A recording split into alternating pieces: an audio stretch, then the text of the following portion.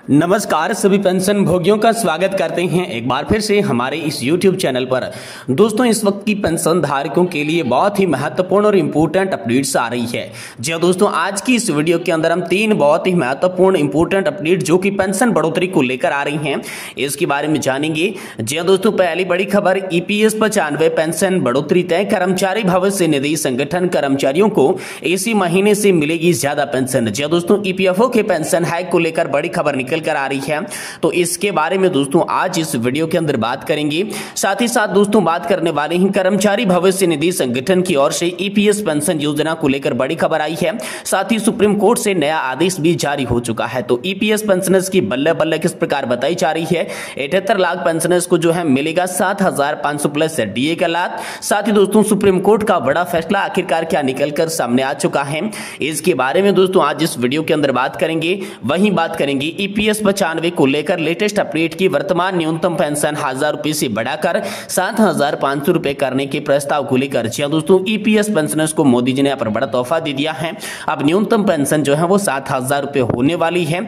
इसको लेकर दोस्तों क्या और इंपोर्टेंट बड़ी खबर निकल कर आई, तो दोस्तों आज की इस वीडियो के अंदर इन तीनों खबरों को विस्तार से जानेंगे। इसीलिए हम सभी से निवेदन करते हैं कि दोस्तों आज की इस वीडियो को आप लाइक कर दें और साथ ही हमारे चैनल पर नए हैं तो चैनल को भी सब्सक्राइब जरूर कर दीजिएगा। तो चलिए बिना किसी देरी के आज की इस वीडियो के अंदर तीनों प्रमुख बड़ी खबरों को जानते हैं। सबसे पहले बात करते हैं EPS 95 पेंशन में बढ़ोतरी अब सभी के लिए तय हो चुकी है। कर्मचारी भविष्य निधि संगठन के कर्मचारियों को अप्रैल से यहां पर जो है ज्यादा पेंशन मिलने लगेगी। कर्मचारी भविष्य निधि संगठन की पेंशन हाइक को लेकर बड़ी खबर निकलकर सामने आ चुकी है।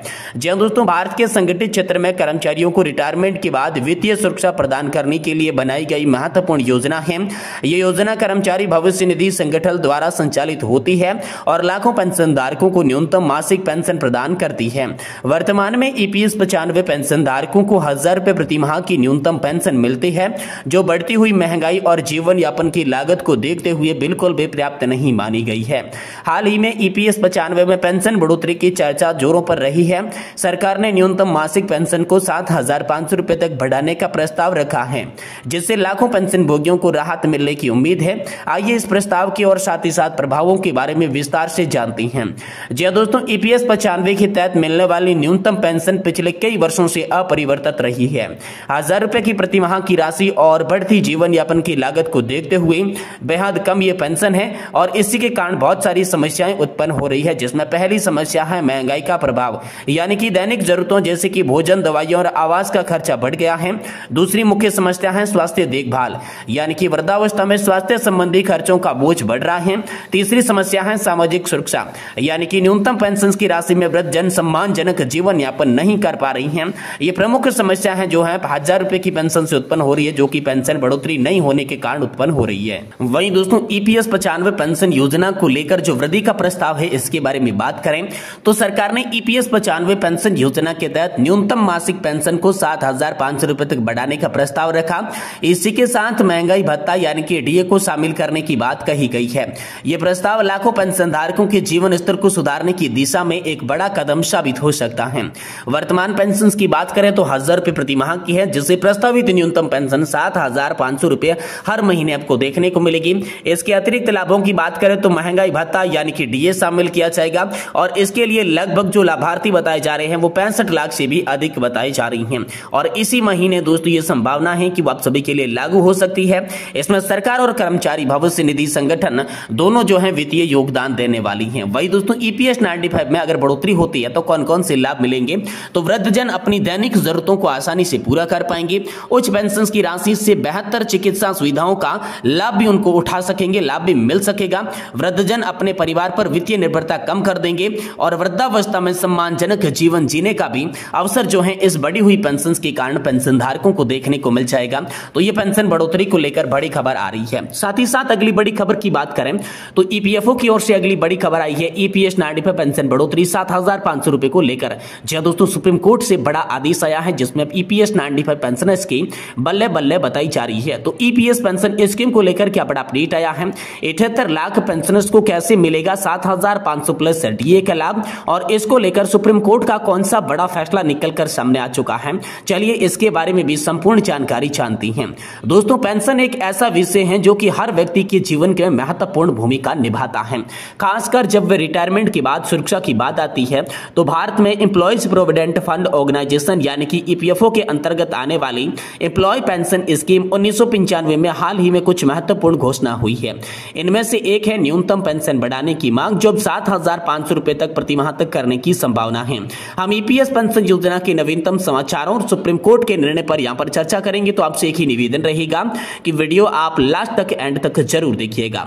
दोस्तों, पिछले कुछ वर्षों से ईपीएस 95 के तहत पेंशनर्स ने न्यूनतम पेंशन को बढ़ाने की मांग की है।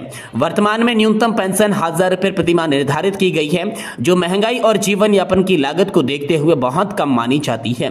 इस संदर्भ में ईपीएस 95 नेशनल एजुकेशन कमेटी ने वित्त मंत्री से मुलाकात की और अपनी मांगों को प्रस्तुत किया। उनकी प्रमुख मांगों की बात करें तो न्यूनतम पेंशन को 7,500 रुपए प्रति माह तक बढ़ाना, महंगाई भत्ते का उसके अंदर समावेश करना, रिटायर्ड कर्मचारी और उनके जीवन साथी के लिए मुफ्त चिकित्सा सुविधा और उच्च पेंशन से लाभों के लिए आवेदन में त्रुटियों का सुधार करने जैसी यहाँ पर मांगे जो है वो शामिल है। वही दोस्तों, इसको लेकर सुप्रीम कोर्ट के निर्णय की बात की जाए तो सुप्रीम कोर्ट ने 4 नवंबर 2022 को एक महत्वपूर्ण निर्णय दिया था, जिसमें उच्च वेतन पर पेंशन की गणना को वैध ठहराया गया था।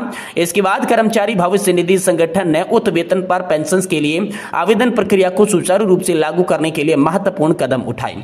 महत्वपूर्ण बिंदुओं की बात करें तो उच्च वेतन पर पेंशन की गणना अब प्रो राटा के आधार पर होगी। कर्मचारी भविष्य निधि संगठन ने ऑनलाइन सुविधा प्रदान की है, जिससे सदस्य नियोक्ता और संयुक्त रूप से आवेदन जो है वो कर सकती हैं। अब तक 17,48,000 आवेदन प्राप्त हुए हैं और इसमें से 21,885 पेंशन भुगतान आदेश यानी कि पेंशन पेमेंट ऑर्डर पीपीओ जारी भी हो चुकी हैं। वही दोस्तों, बात करें कर्मचारी भविष्य निधि संगठन द्वारा उठाए गए महत्वपूर्ण कदमों की, तो दोस्तों कर्मचारी भविष्य निधि संगठन ने उच्च वेतन पर पेंशन के लाभों को सुनिश्चित करने के लिए कई बड़े और महत्वपूर्ण कदम उठाए हैं, जिसमें पहला कदम ऑनलाइन सुविधा को लेकर सामने आ चुका है।